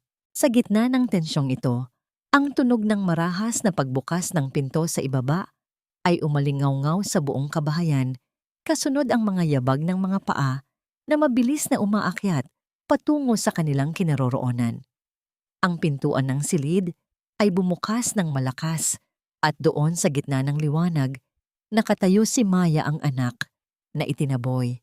Ang anak na sinaktan, ngunit ang anak na ngayon ay nagbabalik upang maging tagapagligtas. Ngunit sa pagtatagpo ng kanilang mga mata, isang masakit na katotohanan ang muling namayani. Sapat na ba ang pagbabalik na ito upang hilumin ang sugat na gawa ng sariling ama? O ang huling pagtutuos na ito ay magdadala lamang ng mas malalim na pagkakawatak-watak? Ang bawat segundo ng katahimikan sa loob ng silid ay tila isang dahan-dahang pagpiga sa leeg ni Clara. Nakatayo si Maya sa pintuan, ng kanyang buong pagkatao ay basang-basa pa rin ng pawis at alikabok mula sa panaderya, ngunit ang kanyang mga mata ay naglalayab sa isang uri ng liwanag na hindi kailanman nakita ng kanyang madrasta. Ang pagkagulat sa mukha ni Clara ay dahan-dahang napalitan ng isang mapangahas na ngiti, isang desperadong pagtatangka na bawi ng kontrol sa sitwasyon na mabilis nang dumadausdos mula sa kanyang mga kamay. "Maya, anong ibig sabihin nito? Bakit ka pumasok ng basta-basta sa bahay ko kasama ang mga taong ito?" Ang boses ni Clara ay tumaas puno ng huwad na galit na pilit ikinukubli ang nanginginig niyang kalamnan. Roberto, tignan mo. Ang anak mong magnanakaw ay bumalik na may kasama pang mga pulis. Baka balak nilang pagnakawan tayo ng tuluyan. Ngunit si Roberto ay hindi kumilos. Nanatili siyang nakatayo, ang kanyang paningin ay nakapako sa kanyang anak. Ang bawat lamat sa mukha ni Maya ang peklat sa labi nito na bunga ng kanyang sariling kamay ay tila mga laso na ngayon ay bumabalik sa kanyang sariling sistema. Dahan-dahang lumapit si Maya sa gitna ng silid, ang kanyang mga kamay ay dahan-dahang inilabas ang bote ng gamot at ang asul na passbook mula sa kanyang bulsa. Inilapag niya ang mga ito sa ibabaw ng mesa sa tapat mismo ng mga dokumentong nais ni Clara na papirmahan. Hindi na ito tungkol sa pagnanakaw, Clara. Ito ay tungkol sa katotohanang matagal mo nang ibinaon sa ilalim ng mga kasinungalingan mo. Ang boses ni Maya ay malamig, walang bakas ng takot. Tila ang bawat hirap niya sa palengke ay naging bakal na bumalot sa kanyang puso. Narito ang ebidensya ng mga gamot na ipinapainom mo kay Papa. Isang sedative na dahan-dahang sumisira sa kanyang isipan. At ito ang passbook ni Mama na matagal mo nang gustong makuha. Sa gilid nakita ni Marco ang mga pulis at sinubukang dahan-dahang lumabas sa kabilang pinto, ngunit mabilis siyang hinarang ng kaibigang pulis ng pamilya. Ang marahas na pagpigil sa braso ng lalaki ay lumikha ng tunog ng pagkagasgas ng tela. At ang mahinang pagdaing ni Marco, isang hudyat na ang kanilang laro ay tapos na. Nang makita ni Clara na wala na siyang matatakbuhan, ang kanyang maamong anyo ay tuluyang naglaho. Ang kanyang mukha ay namula, ang kanyang mga mata ay nanliit sa matinding puot. At isang nakakangilong tawa ang kumawala sa kanyang mga labi. So what sa tingin niyo ba ay maniniwala? Ang matandang yan sa inyo? Ang sigaw ni Clara, ang kanyang boses ay puno ng kamandag habang itinuturo si Roberto. Roberto is weak. He's nothing. Naniwala siya sa akin nang sabihin kong magnanakaw ka, Maya. Isang salita ko lang tinapon kanya na parang basura sa ulan. Sa tingin niyo ba ay may mukha pa siyang maihaharap sa inyo? Ang mga salitang iyon ay tila mga latigo na humahampas sa likod ni Roberto. Dahan-dahang inabot ng lalaki ang passbook. Nang buksan niya ito at makita ang litrato nilang tatlo na nakasingit sa loob, ang kanyang mga tuhod ay tuluyang nanghina. Ang tunog ng pagbagsak ng kanyang katawan sa sahig ay tila isang malakas na pagguho ng isang matandang kuta. Humagulgol si Roberto, ang kanyang mga kamay ay nanginginig habang hinahawakan ang litrato ng kanyang yumaong asawa. Ang bawat patak ng kanyang luha sa plastik na takip ng passbook ay tila paghugas sa makapal na dumi na bumalot sa kanyang mga mata sa loob ng mahabang panahon. Patawarin mo ako, Maya. Anak ko, patawarin mo ako. Ang nanginginig na pagsusumamo ni Roberto, hindi niya magawang iangat ang kanyang paningin sa dalaga sa labis na kahihiyan. Anong ginawa ko? Pinagkatiwalaan ko ang isang demonyo at sinaktan ko ang sarili kong dugo. Wala akong kwentang, Ama. I don't deserve your help. Lumapit si Maya sa kanyang ama. Ang pagnanais na yumakap at ang pagnanais na tumakbo palayo ay nagtatalo sa kanyang dibdib. Habang pinapanood niya ang pagposas ng mga pulis kay Clara at Marco, ang tunog ng metal na naglalapat ay tila isang huling hantungan ng katarungan. Ngunit sa kabila ng tagumpay na ito, ang sugat sa puso ni Maya ay nananatiling bukas. Tiningnan niya ang kanyang ama na nakaluhod sa kanyang paanan. Ang lalaking dati ay kanyang bayani, ngayon ay isang durog na replika na lamang ng nakaraan. Ang katarungan ay narito na, Papa, pero ang tiwala ay hindi katulad ng pera na pwedeng ideposito muli sa bangko. Ang mahinang sabi ni Maya, ang kanyang boses ay puno ng pait at matinding lungkot. Habang hinihila ng mga awtoridad, si Clara, palabas ng silid ang babae, ay patuloy sa pagsigaw ng mga malulutong na mura at sumpa ang kanyang boses ay unti-unting humihina habang inilalayo siya sa pasilyo. Naiwan ang mag-ama sa gitna ng malawak at tahimik na silid. Ang tanging naririnig na lamang ay ang mahihina at putol-putol na paghinga ni Roberto. Sa sandaling iyon ang bango ng ensaymada na dala ni Maya mula sa palengke ay humalo sa amoy ng mga gamot. Sa silid, isang simbolong nagtatanong, sa hangin sapat na ba ang paghingi ng tawad upang pagdugtungin ang mga piraso ng pamilyang tuluyan ng nagkapit pira-piraso? O ang pagbabalik na ito ay simula lamang ng isang mas mahabang proseso ng paglayo? Ang katahimikang namayani sa mansyon matapos ilayo ng mga awtoridad, si Clara at Marco ay tila mas nakabibingi kaysa sa mga sigaw at pagmumura kanina. Ang bawat bakas ng mga yapak sa makintab na sahig ay tila mga sugat na hindi na maghihilom, isang paalala na ang tahanang ito ay naging saksi sa pinakamadilim na bahagi ng kanilang buhay. Nakaluhod pa rin si Roberto sa paanan ni Maya, ang kanyang mga kamay ay mahigpit na nakakapit sa laylayan ng damit ng dalaga, na tila ba ito ang kanyang nag-iisang salbabida sa gitna ng isang malawak at malalim na karagatan ng kahihiyan. Maya anak, huwag mo akong tingnan ng ganyan. Mas gugustuhin ko pang saktan mo. Ako saktan mo.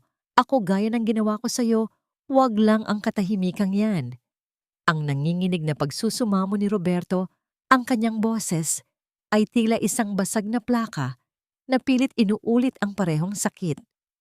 Ang bawat patak ng kanyang luha sa sahig ay lumilikha ng maliit na basa, sumasalamin sa kanyang sariling refleksyon na tila isang estranghero na hindi niya nakinikilala.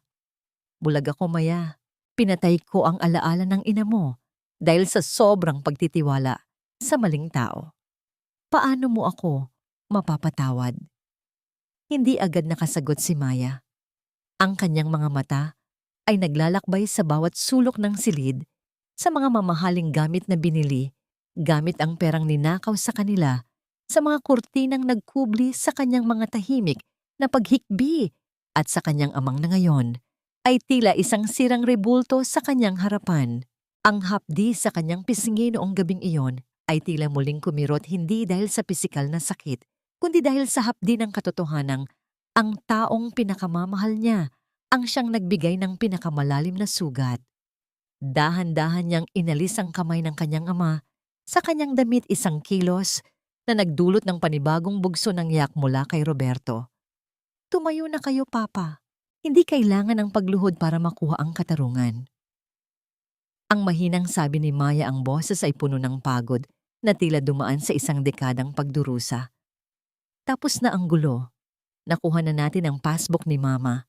Nakuha na natin ang katotohanan.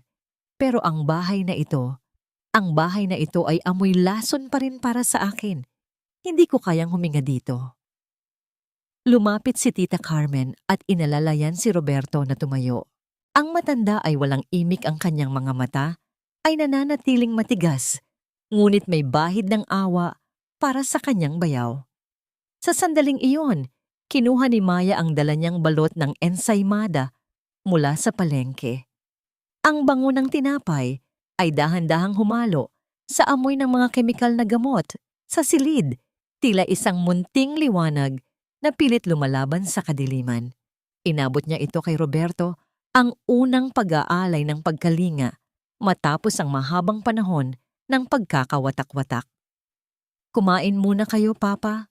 Kailangan niyo ng lakas dahil marami pa tayong dapat ayusin sa mga dokumentong kinuha ni Clara.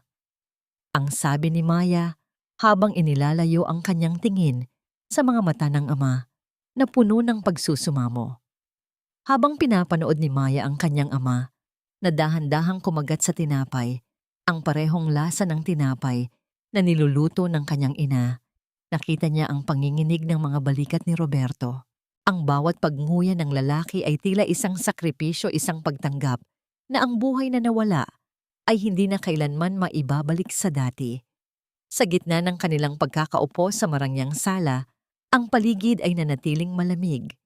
Napagtanto ni Maya na ang pagdakip kay Clara ay simula pa lamang ng isang mas mahabang laban, ang laban para sa muling pagtitiwala sa sariling pamilya. Habang ang gabi ay dahan-dahang nagpapaalam at ang unang sikat ng araw ay nagsisimulang sumilip sa bintana, tinitigan ni Maya ang kanyang mga palad na puno ng kalyo mula sa palengke. Ang katarungan ay nasa kanyang mga kamay, ngunit ang kapayapaan ay tila malayo pa.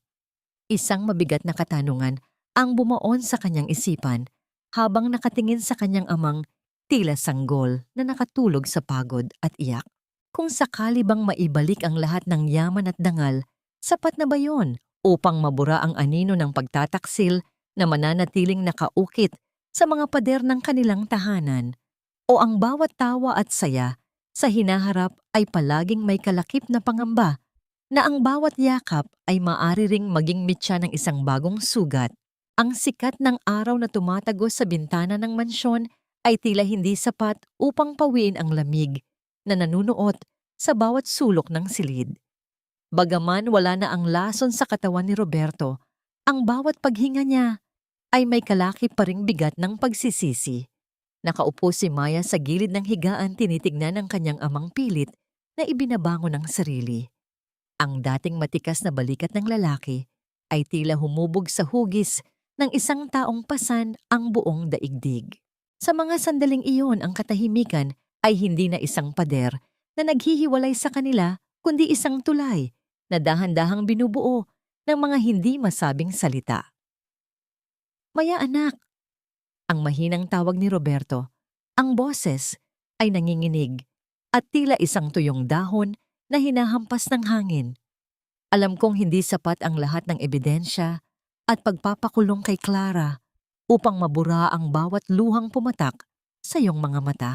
Pero gusto kong malaman mo na sa bawat araw na lumilipas, ang tanging dalangin ko ay mabigyan ako ng pagkakataong itama ang lahat. Maaari ba tayong pumunta sa panaderya? Nag-aalangan si Maya. Ang panaderya ni Elena ay isang lugar ng matitinding alaala ng saya ng pangarap at ng pinakamasakit na pagtataksil.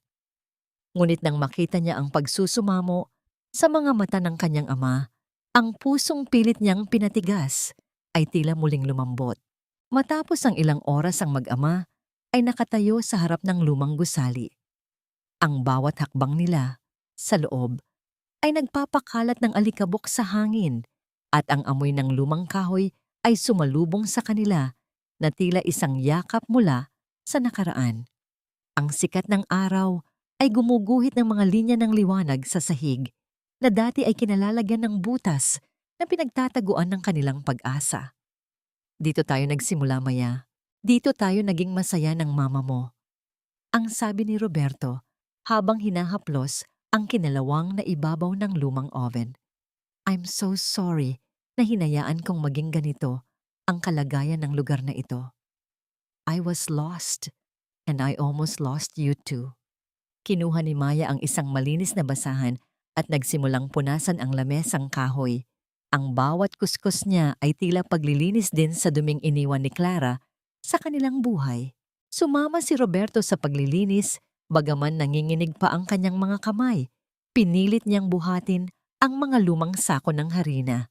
Sa gitna ng kanilang paggawa, isang hindi inaasahang pagkakataon ang naganap. Aksyong natabig ni Roberto ang isang lalagyan ng harina at ang puting pulbos ay kumalat sa hangin, bumabalot sa kanilang dalawa. Napahinto si Maya. Nakita niya ang kanyang ama na punong-puno ng harina. Sa mukha, ang hitsura nito ay tila isang nakakatawang imahe na huling nakita ni Maya noong bata pa siya. Sa unang pagkakataon, matapos ang napakahabang panahon, isang mahinang tawa ang kumawala sa mga labi ni Maya. Ang tunog ng kanyang tawa ay tila isang himig ng musika na nagpaliwanag sa madilim na silid. Napahinto rin si Roberto at nang makita ang nangiti sa labi ng anak ang kanyang mga mata, ay nagniningning sa tuwa at pasasalamat. "You have flour on your nose," pa ng biro ni Maya sa wikang Taglish habang dahan-dahang lumalapit at pinapahid ang harina sa mukha ng ama gamit ang kanyang dulo ng daliri. Ang sandaling iyon ay puno ng kilig na hindi para sa magkasintahan, kundi ang kilig ng isang relasyong muling nabubuo mula sa pagkawasak. Ang haplos ni Maya ay banayad, walang bakas ng galit, kaisa-isang haplos na tila nagpagaling sa lahat ng pasa sa kaluluwa ni Roberto. Niyakap ni Roberto ang kanyang anak, isang yakap na matagal nang ipinagkait ng tadhana. Ang amoy ng harina at ang init ng kanilang mga katawan ay tila nagsasabing sa kabila ng lahat ang pamilya ay mananatiling pamilya. Habang ang amoy ng bagong masa na harina ay nagsisimulang manaig sa loob ng lumang panaderya, tiningnan ni Maya ang kwaderno ng kanyang ina na nakapatong sa mesa. Ang bawat pahina ay tila nag-aanyaya sa kanila na simula ng isang bagong kabanata. Ngunit sa likod ng munting ligaya, isang malalim na pangamba ang nananatili sa puso ni Maya.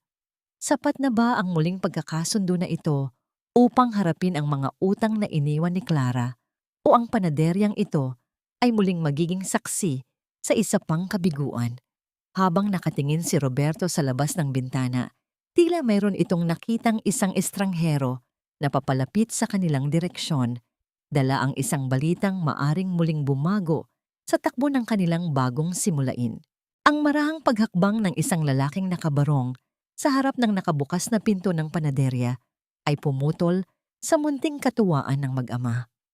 Ang anino nito ay humaba sa sahig na puno ng harina, tila isang paalala na ang labas na mundo ay hindi pa tapos sa paniningil sa kanilang pamilya.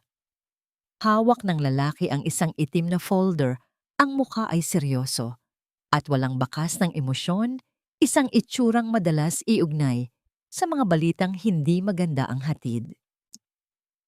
Napahinto si Roberto sa pagpunas ng kanyang kamay, ang kislap sa kanyang mga mata ay mabilis na napalitan ng isang pamilyar na pangamba. "Good afternoon. Kayo ba si Mr. Roberto Santos?" Ang tanong ng lalaki. Ang boses ay formal at may awtoridad. "Ako si Attorney De Silva. Narito ako para sa foreclosure notice ng property na ito. Ayon sa records, ang lupaing ito ay ginamit na collateral ni Mrs. Clara Santos para sa isang malaking utang na hindi nabayaran sa loob ng 3 buwan.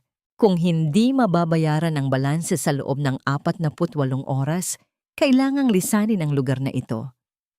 Ang bawat salita ng abogado ay tila mga tipak ng yelo na bumabagsak sa dibdib ni Maya. Tumingin siya sa kanyang ama na ang mukha ay biglang nawalan ng kulay. Ang panaderyang ito, ang huling alaala ng kanyang ina na pilit nilang binubuhay, ay muli na namang nanganganib na mawala ng tuluyan. Ang panghihina ng mga tuhod ni Roberto ay halata. Napahawak siya sa gilid ng lamesa upang hindi tuluyang mabuwal. Ang katotohanan, kahit wala na si Clara, ay patuloy pa rin silang hinahabol ng mga kasalanan nito, ay tila isang parusang walang katapusan. "Attorney, please. Kakamulat ko lang sa katotohanan. Niloko ako ng asawa ko, ninakawan ako."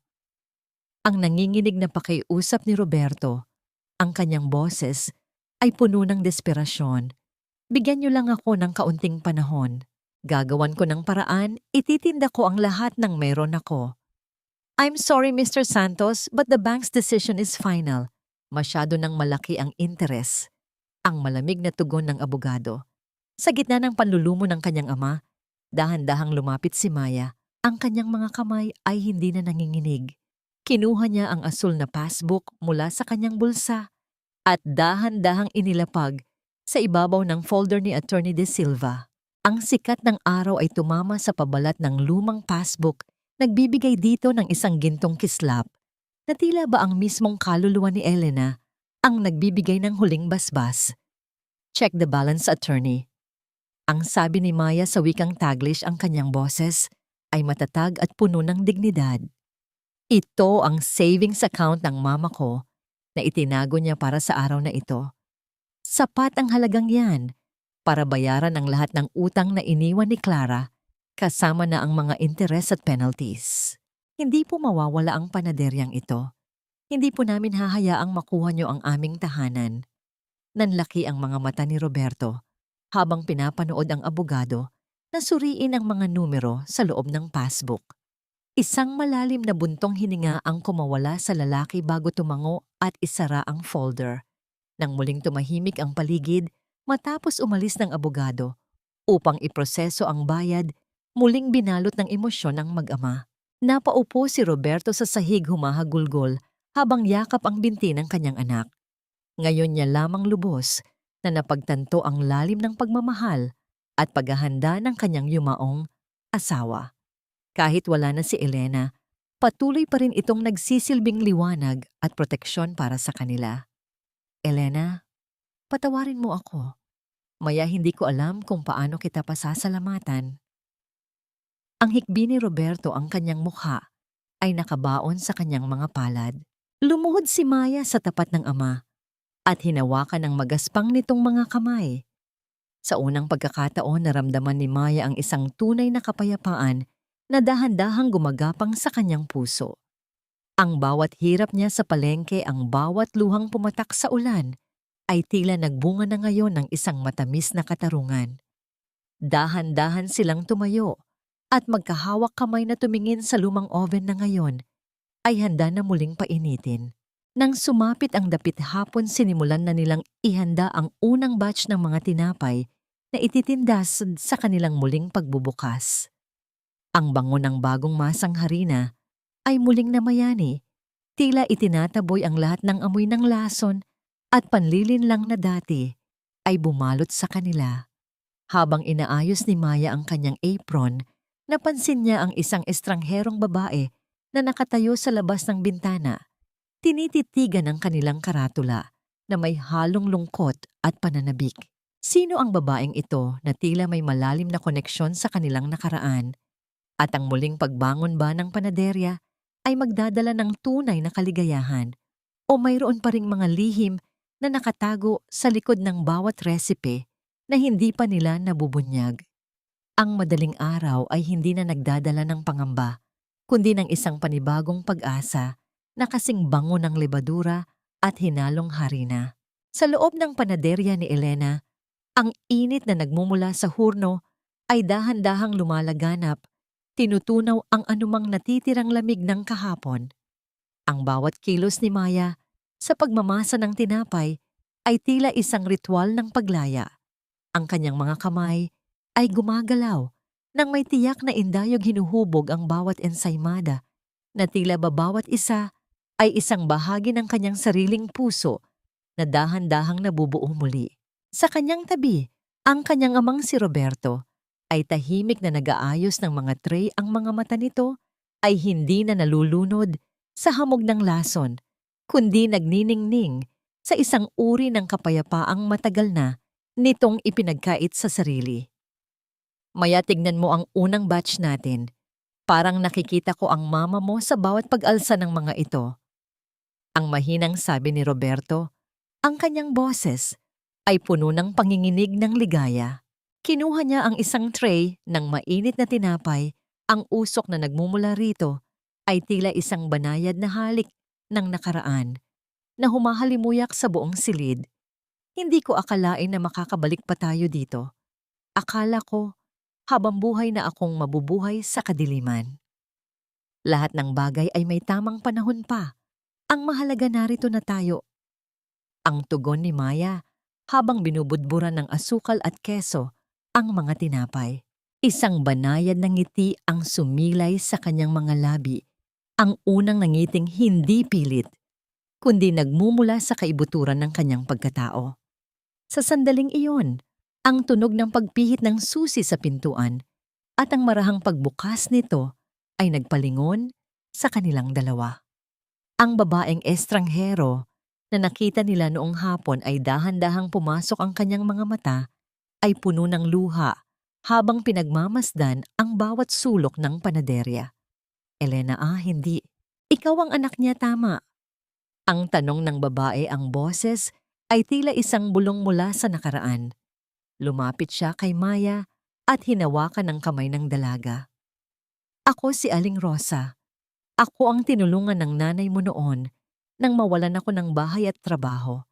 Siya ang nagturo sa akin na ang bawat pagsubok ay parang masa ng tinapay. Kailangang bugbugin at masahin bago tuluyang umalsa at maging masarap. Nang mabalitaan kong muling magbubukas ang panaderyang ito, hindi ako nag-atubili na pumunta rito upang magpasalamat. Ang revelasyong ito ay tila huling piraso ng puzzle na kumumpleto sa pagkatao ni Maya. Napagtanto niya na ang kabutihan ng kanyang ina ay hindi lamang nag-iwan ng pera sa bangko, kundi nag-iwan ng mga binhi ng pag-ibig sa puso ng maraming tao. Niyakap ni Maya ang matanda at sa pagkakataong ito, naramdaman niya ang ganap na pagpapakawala sa lahat ng galit at pait na naramdaman niya kay Roberto. Ang pagpapatawad ay hindi na isang mabigat na pasanin, kundi isang regalo na ibinibigay niya rin sa kanyang sarili. Habang ang sikat ng araw ay tuluyang sumisikat at ang mga unang mamimili ay nagsisimulang pumila sa labas, ang panaderya ni Elena ay muling naging sentro ng buhay sa kanilang komunidad. Ang bawat benta, ang bawat pasasalamat, at ang bawat tawa ay tila mga tahi na nagbubuo sa sugatang tela ng kanilang pamilya. Inabutan ni Roberto ang kanyang anak ng isang apron na may burda ng pangalan ni Maya, isang simbolikong paglilipat ng korona at responsibilidad. Ang pagtitinginan ng mag-ama ay puno ng pangako na mula sa araw na ito, wala ng lihim o kasinungalingan ang papayagan nilang pumasok sa kanilang tahanan.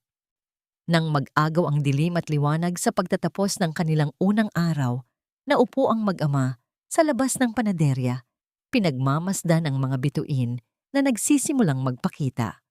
Ang katahimikan ay puno ng kilig ng isang bagong simula, isang damdaming higit pa sa anumang material na yaman.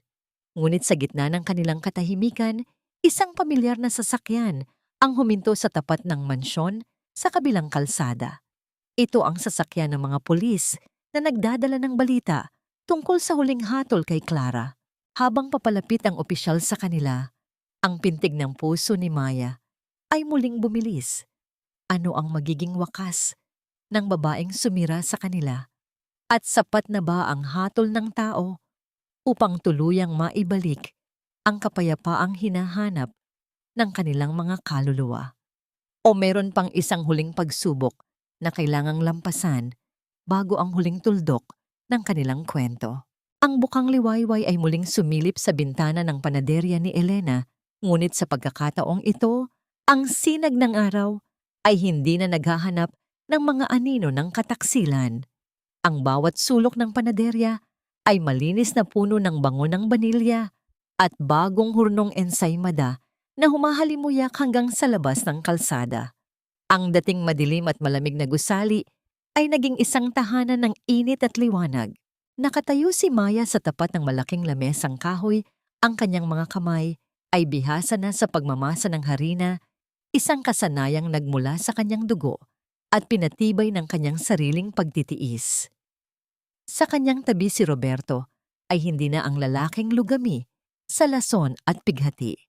Bagaman may mga linya na ng katandaan at pagod sa kanyang mukha, ang kanyang mga mata ay malinaw na at puno ng sigla.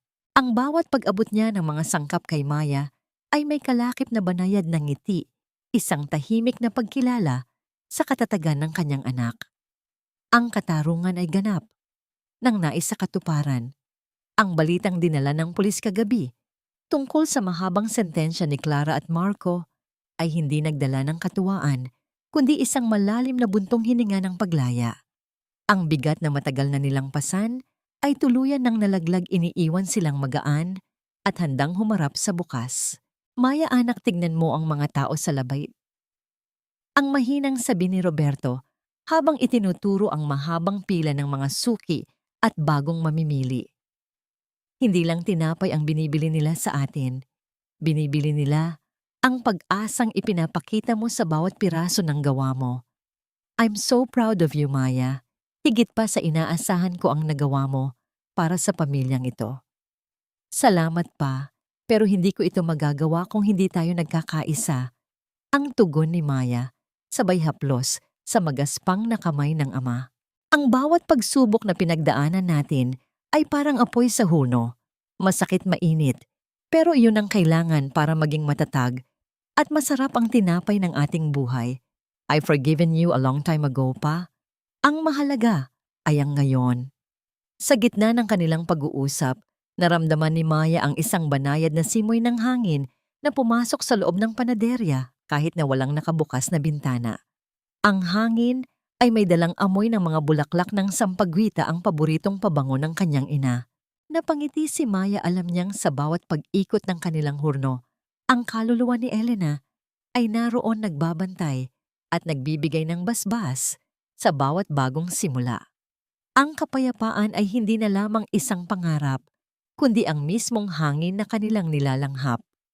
Ang kwento ni Maya ay hindi lamang kwento ng paghihiganti o pagkapanalo laban sa isang kontrabida. Ito ay isang paalala na ang tunay na lakas ay nagmumula sa kakayahang magpatawad at ang katotohanan ay ang tanging kalasag na hindi kayang tumpakin ng anumang kasinungalingan. Habang ang huling batch ng tinapay ay inilalabas mula sa hurno, ang tunog ng masayang pag-uusap ng mga tao at ang halimuyak ng harina ay naging isang awit ng tagumpay. Ang panaderya ni Elena ay hindi na lamang isang negosyo. Ito ay naging simbolo ng isang pag-ibig na dumaan sa matinding init, ngunit lumabas na mas matamis, mas matatag, at handang magbigay ng init sa bawat pusong naghahanap ng tahanan.